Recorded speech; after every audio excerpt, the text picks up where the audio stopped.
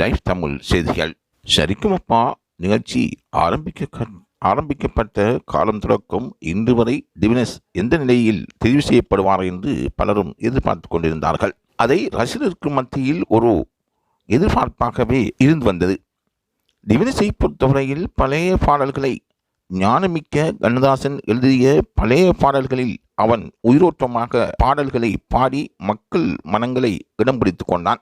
இந்த ஒரு தருணத்துக்காக பல பேரும் காத்து கொண்டிருந்தார்கள். டிவினஸ் எப்போது முதல்நிலை போட்டியாளராக தெரிவு செய்யப்படுவான் என்பதுவே அவர்களின் கேள்விக்குறியாக இருந்தது. டிவினஸை வாழ்த்துவதற்கு பல பேரும் முன்னிலை வகித்து வருகின்றார்கள். டிவினஸை பொறுத்தவரையில் எந்த பாடலாக இருந்தாலும் பழைய பாடல் என்றால் அவன் அதற்கு தனி இடம் கொடுத்து பாடி வருகின்றான். பழம்பெரும் டிஎம்எஸ் எம்எஸ்பி போன்றவர்கள் பாடிய பாடல்கள் அவனின் வாழ்க்கையில் பல முன்னேற்றத்தை உருவாக்கியிருக்கின்றன.